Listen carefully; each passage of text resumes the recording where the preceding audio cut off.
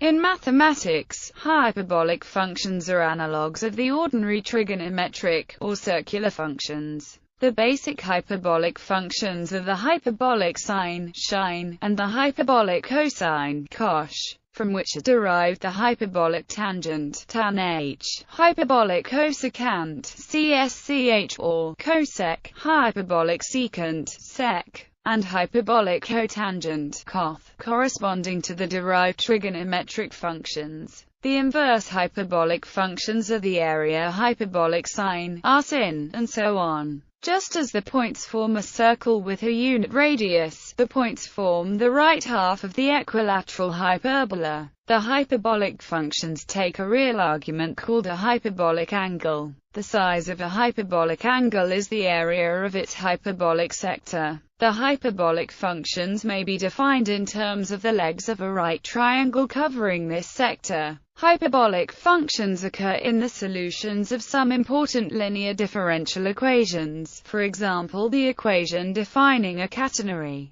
of some cubic equations, and of Laplace's equation in Cartesian coordinates. The latter is important in many areas of physics, including electromagnetic theory, heat transfer, fluid dynamics, and special relativity. In complex analysis, the hyperbolic functions arise as the imaginary parts of sine and cosine. When considered defined by a complex variable, the hyperbolic functions are rational functions of exponentials, and are hence meromorphic. Hyperbolic functions were introduced in the 1760s independently by Vincenzo Riccati and Johann Heinrich Lambert. Riccati used sc and cc to refer to circular functions and sh and ch to refer to hyperbolic functions. Lambert adopted the names but altered the abbreviations to what they are today. The abbreviations sh and ch are still used in some other languages, like French and Russian. Standard analytic expressions. The hyperbolic functions are hyperbolic sine, hyperbolic cosine, hyperbolic tangent, hyperbolic cotangent, hyperbolic secant, hyperbolic cosecant. Hyperbolic functions can be introduced via imaginary circular angles. Hyperbolic sine, hyperbolic cosine, hyperbolic tangent, hyperbolic cotangent, hyperbolic secant, hyperbolic cosecant, where I is the imaginary unit with the property that I2 equals -1. The complex forms in the definitions above derive from Euler's formula. Special meanings. Hyperbolic cosine. It can be shown that the area under the curve of cosh over a finite interval is always equal to the arc length corresponding to that interval. Hyperbolic tangent. The hyperbolic tangent is the solution to the differential equation with f equals 0 and the nonlinear boundary value problem. Useful relations.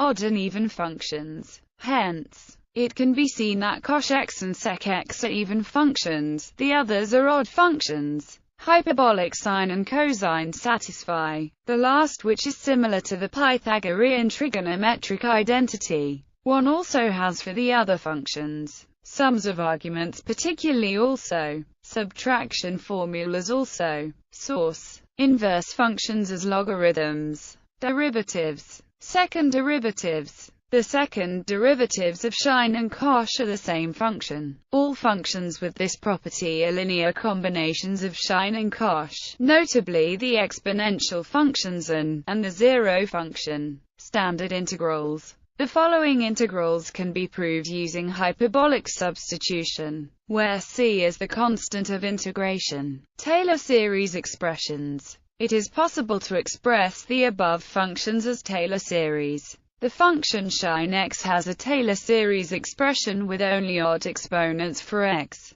Thus, it is an odd function, that is, -ʃaɪn x equals ʃaɪn, and ʃaɪn 0 equals 0. The function cosh x has a Taylor series expression with only even exponents for ex. Thus, it is an even function, that is, symmetric with respect to the y-axis. The sum of the sine and cosh series is the infinite series expression of the exponential function, where is the nth Bernoulli number is the nth Euler number. Comparison with circular functions. The hyperbolic functions represent an expansion of trigonometry beyond the circular functions. Both types depend on an argument, either circular angle or hyperbolic angle. Since the area of a circular sector with radius r and angle u is, it will be equal to u when r equals square root of 2. In the diagram, such a circle is tangent to the hyperbola xy equals 1 at. The yellow sector depicts an area and angle magnitude.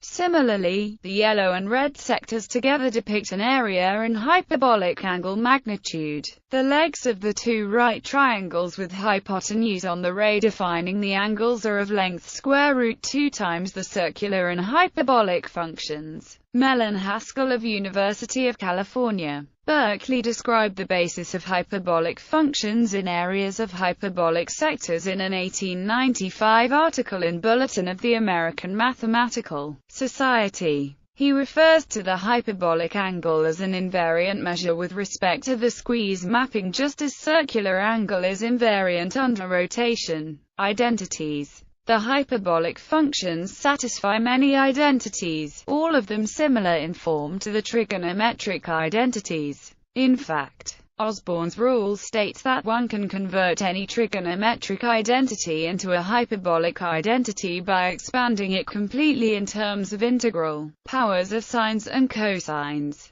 changing sine to ʃaɪn and cosine to cosh, and switching the sign of every term which contains a product of 2, 6, 10, 14 sines. This yields, for example, the addition theorems, the double argument formulas, and the half argument formulas. Note: this is equivalent to its circular counterpart multiplied by -1. Note: this corresponds to its circular counterpart. The Gaudomian function gives a direct relationship between the circular functions and the hyperbolic ones that does not involve complex numbers. The graph of the function ℓ is the catenary. The curve formed by a uniform flexible chain hanging freely between two fixed points under uniform gravity. Relationship to the exponential function. From the definitions of the hyperbolic sine and cosine, we can derive the following identities. And these expressions are analogous to the expressions for sine and cosine, based on Euler's formula, as sums of complex exponentials. Hyperbolic functions for complex numbers. Since the exponential function can be defined for any complex argument, we can extend the definitions of the hyperbolic functions also to complex arguments. The functions ʃaɪn and cosh are then holomorphic. Relationships to ordinary trigonometric functions are given by Euler's formula for complex numbers. Thus, hyperbolic functions are periodic with respect to the imaginary component, with period